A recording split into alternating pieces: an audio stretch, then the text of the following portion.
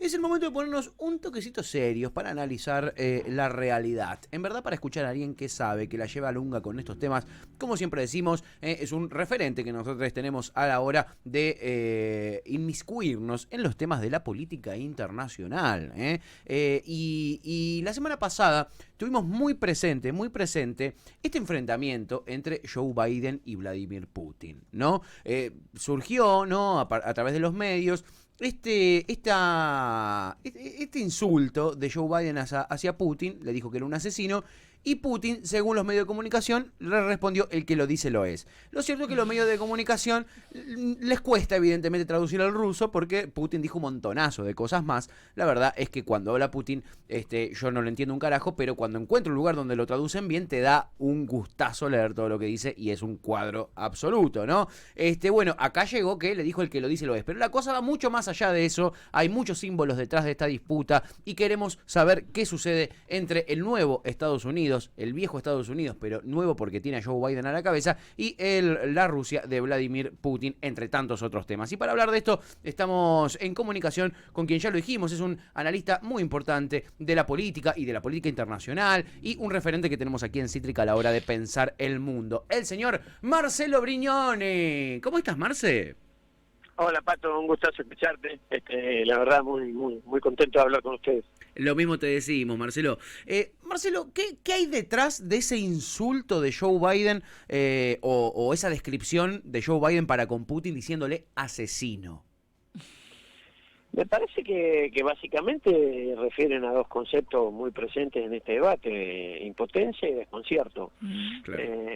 Me parece que básicamente Estados Unidos no termina de entender, más allá de sus esfuerzos, que ha sido víctima de su propia estrategia, digamos, cuando hace ya unos cuantos años, allá por principio de la década del 90, se puso en marcha un dispositivo, casi un recetario de verdades, conocido como el Consenso de Washington, que es una serie de decálogos de cosas que hay que hacer en contra del pueblo y a favor de los bancos, que redactó un señor inglés, un economista que se llamaba Williamson.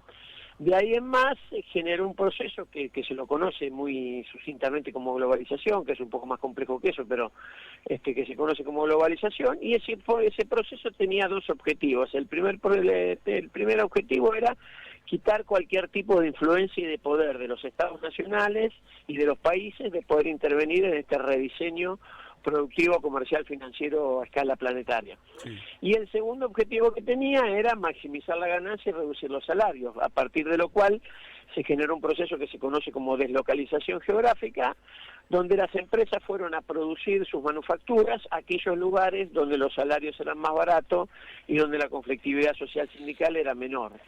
Sí. De eso surge un conjunto de empresas norteamericanas que se van de Estados Unidos y que se van a producir a otros países, a otros lugares, sobre todo lugares vinculados al sudeste asiático, o en algunos casos inclusive lugares vinculados a algunos países africanos, y el objetivo era este. El problema que lo que pasó que esas empresas, al tener cada vez menor compromiso con su país de origen, que era Estados Unidos, hoy resulta para ellos una dificultad tener que cumplir la legislación laboral estadounidense, que es muy precaria pero existe, claro, y una dificultad pagar ese tipo de salarios, con lo cual Estados Unidos generó una nueva clase, lo que se conoce como la white trash, la basura blanca, sí, que son básicamente lo que uno puede ver en la televisión como los tipos como Homero Simpson, digamos, tipos básicamente procedentes de viejas migraciones europeas, sobre todo británicas, gente blanca, de baja calificación educativa, de muchas dificultades de aprendizaje y con puestos de trabajo mal remunerados, de baja calificación. Que históricamente, digamos, cuando era el sueño americano después de la Segunda Guerra Mundial, eran puestos de trabajo suficientes como para planificar una vida familiar, pensar en una situación de una hipoteca de una casa, un par de automóviles, una situación, una condición de vida más o menos razonable, un ahorro para financiar la educación de los hijos, que en Estados Unidos es privada, sí, a diferencia de Argentina, y bueno, todo eso voló por el aire, y generó este nuevo sujeto social norteamericano, que es el sujeto que termina empoderando a Trump y poniéndolo en el gobierno, digamos. Claro. Es demasiado sencillo plantear que Trump es un fascista que salió de las entrañas de Estados Unidos y que nadie se dio cuenta. Y ese es un proceso que todavía subsiste, ese proceso de disgregación interna y de fractura social interna de Estados Unidos, es contemporáneo a un proceso donde Estados Unidos pierde aceleradamente su influencia global, claro. Y sobre todo es un proceso donde surgen dos liderazgos muy potentes y muy consolidados, no solo en relación al sistema político que comandan, sino al sistema estatal y a sus propias referencias personales, que son el caso de Vladimir Putin en Rusia, el caso de Xi Jinping en China. Sí.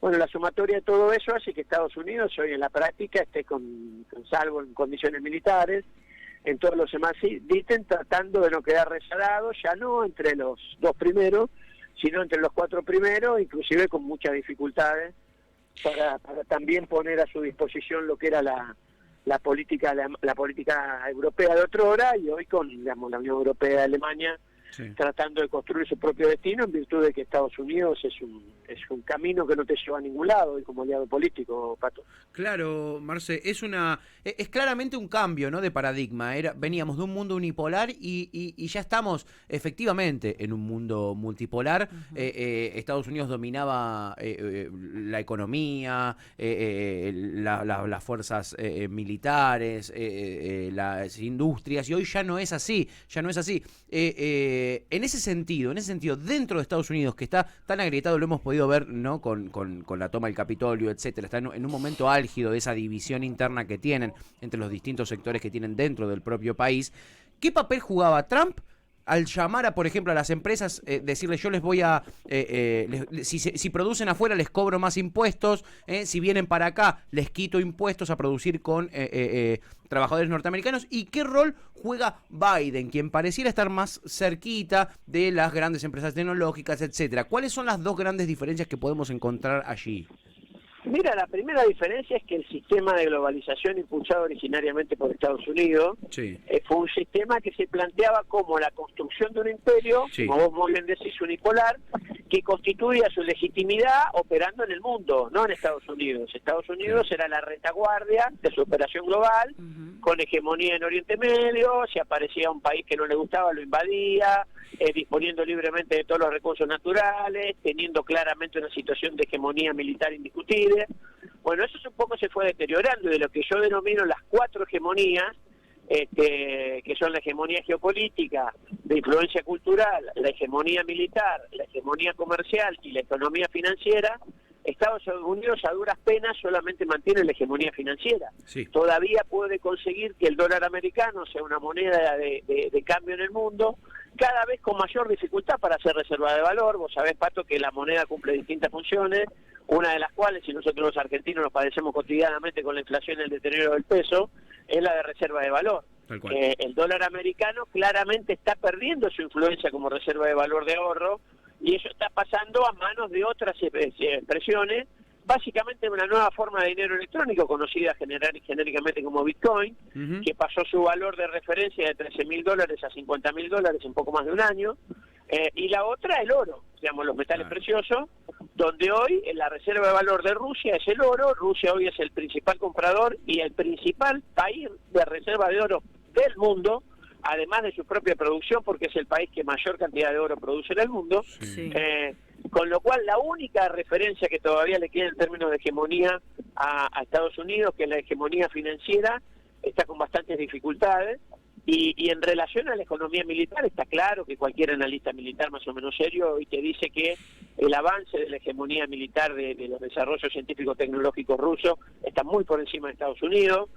Los dos de ellos son, digamos, los submarinos invisibles. Habrás visto vos la semana pasada, sí, que hay todo un debate en la OTAN porque aparecían en sus radares 6 submarinos rusos y de repente no están más, nadie sabe dónde están.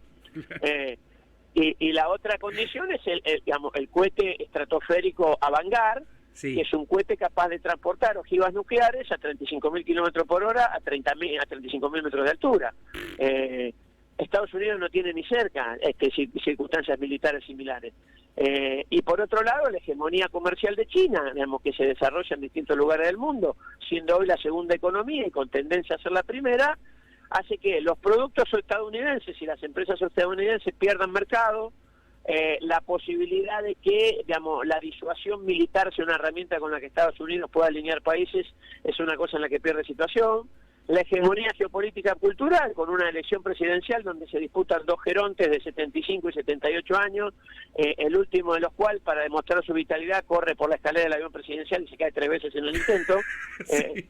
Vos te das cuenta claramente que hay una situación de decadencia a todas luces invisible, y que la gente más inteligente y los principales intelectuales norteamericanos lo viven con mucha preocupación, porque a esto se suma lo que te planteaba antes de la disgregación, donde había toda una idea de que Trump era una especie de error de mercado del sistema político norteamericano, y que terminada su presidencia, de la que muchísimos analistas dicen que ha sido fraudulenta la elección de Trump, que si de Biden, perdón, que si vos retirás los votos por correo de esa elección, claramente Biden no era el presidente. Claro. La cantidad de votos por correo emitidos son el 85% a favor de Biden y el 15% a favor de Trump, una cosa por lo menos llamativa. Sí. El conteo de esos votos determinó el triunfo de Biden, y de hecho hay una cosa que sucedió después. Biden pretendió, junto con Nancy Pelosi, que es la presidenta demócrata de la Cámara de Representantes, otra joven dirigente que acaba de cumplir 80 años en estos días, y trataron de llevar adelante una cosa ridícula, que era el juicio político a Trump cuando ya no era presidente, al solo efecto de proscribirlo en un lawfare, en un lawfare claro y duro, y esto no pudo suceder porque, solamente consiguieron que 7 senadores republicanos se adhirieran a esa idea, y que, esto significó que esos 7 senadores republicanos corren rumbo a instalarse en el desierto de Nevada, en situación política, Sí. que Trump va a tomar el control del Partido Republicano, que ya lo tiene, que va a relanzar su candidatura presidencial, que va a transformar en leales a su causa a todos los dirigentes republicanos importantes de los 50 estados de la Unión, y que además emprende una batalla global contra las tecnológicas que dieron apoyo a Biden, lanzando su propia red social en estos días, Sí. y planteando una serie de batallas de redes sociales que va a poner en marcha durante el próximo año. ¿Qué te quiero decir con esto? Que esta idea de que Trump desaparecía, volvía a Biden, el mundo volvía a ser como era, y Biden era un bueno como Obama, nada más que era blanco y caucásico, es una idea que no existe. Y además hay una cosa que es la más peligrosa de todas, Pato, que es la gran mayoría de la dirigencia política argentina no entiende nada de esto de lo que estamos hablando, Sí. y cree que Estados Unidos sigue siendo la potencia hegemónica del mundo y es la que te va a salvar de lo que te puede pasar, cuando de hecho ni siquiera te puede proporcionar una vacuna, no a la Argentina, a ninguno de sus países principales, ni siquiera a la Unión Europea. Estados Unidos es una potencia en decadencia. Sí. Esconderlo hace bien que lo hagan los propios estadounidenses para esconder sus propias dificultades, pero que la dirigencia política argentina no entienda que este mundo en el que nos desenvolvemos en 2021 no tiene absolutamente nada que ver con el mundo que generó la globalización, es de una ignorancia muy peligrosa para los intereses de nuestro pueblo. Total. Muy bueno. Marce, respecto a esto último que acabas de decir, ¿no? También existió mucho durante las elecciones en Estados Unidos esta idea del imaginario colectivo en Argentina y en otros países también, de que para nosotros terminaba siendo mejor Biden que Trump. Casi como que festejamos el triunfo de Biden como si a nosotros nos beneficiara en algo un tipo como Biden que Trump, ¿no? ¿Por qué existe esa idea medio ridícula de que Trump para nosotros es peor que Biden o Obama, por ejemplo? ¿Por qué pasa esto y cómo lo refutamos también? Mira, primero por dos cosas. La primera es porque el grueso de la dirigencia política argentina y los periodistas argentinos son muy proclives a recibir invitaciones con pasajes y estadías pagas del Centro de Estudios Demócratas en Estados Unidos. Claro. Esa es la primera situación más concreta. Claro. Y la segunda porque queda bien y garpa no tener que complejizar demasiado el debate y decir Trump malo, Biden bueno que es Obama, que es negro y recibió el Premio Nobel de la Paz. Una tilinguería absoluta que puede ser entendible en alguien que no sabe ni la bandera de los países, pero no en periodistas que se dedican a esto o en dirigentes políticos que se dedican a esto.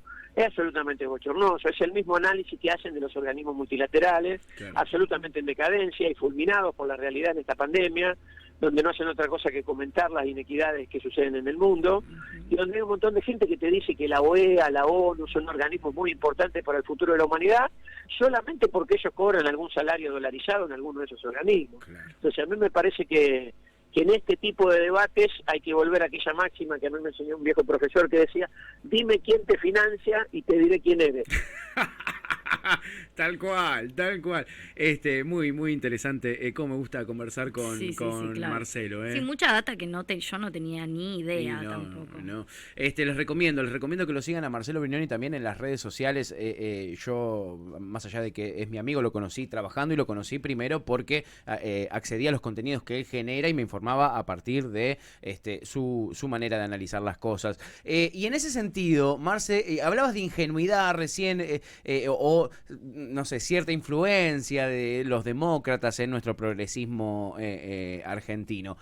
Pienso un poquitito, no sé si te acordás, pero cuando arrancó la pandemia había cierta cosa quizás naif de decir, no, esto para mí va a ayudar a hacer un mundo mejor, donde nada, las proclamas de izquierda tengan más lugar, ¿no? Donde nos demos cuenta que lo importante es que la gente tenga un plato de comida arriba de la mesa, donde lo importante es la salud, donde todas esas cosas fantásticas que suenan muy lindas se iban a cumplir.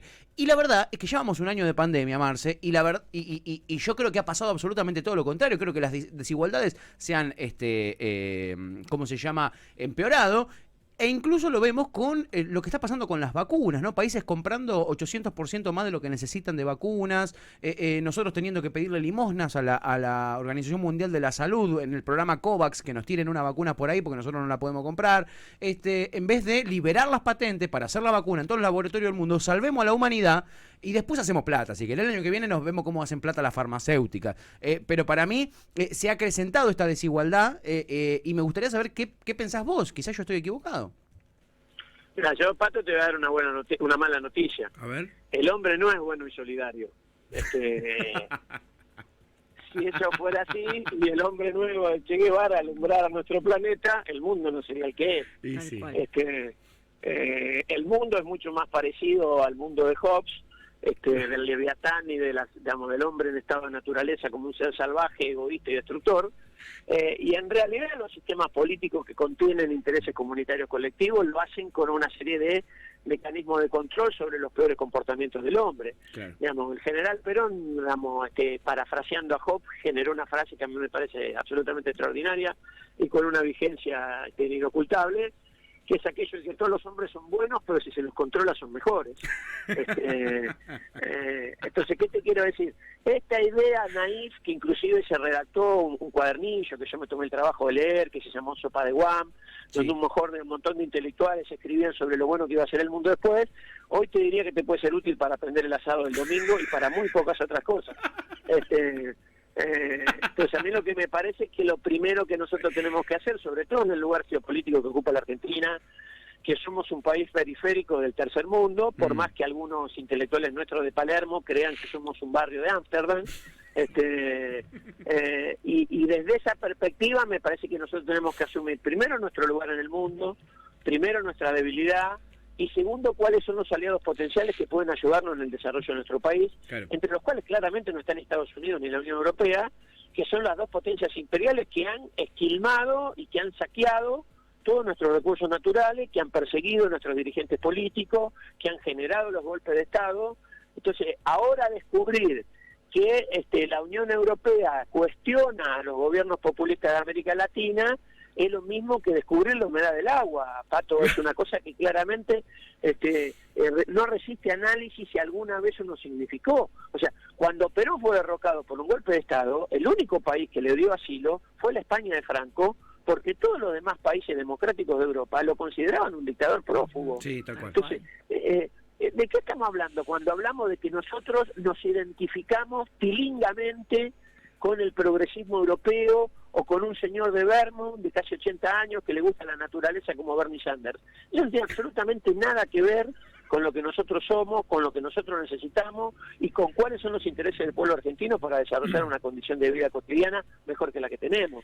Entonces, a mí me parece que claramente hay una palabra que se usa mucho ahora, esta cosa de la deconstrucción. Sí. Hay que deconstruir la mirada de política exterior de la dirigencia política argentina, Pato. Qué interesante, qué interesante esta charla. Sí.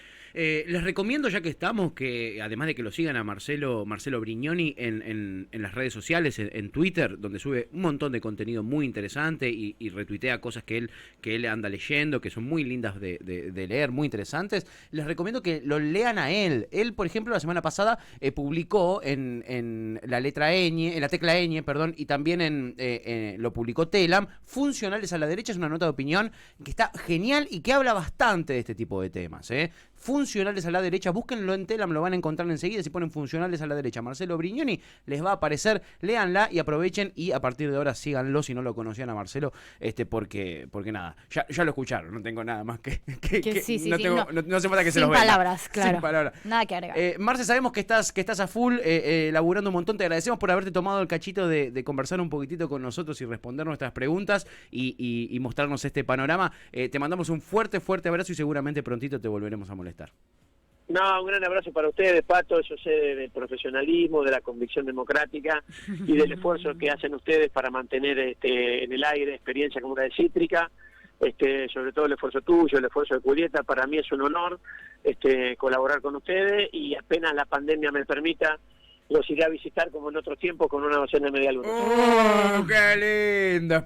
Te tomamos la palabra, Marce. Abrazo grande. Abrazo enorme. Chao.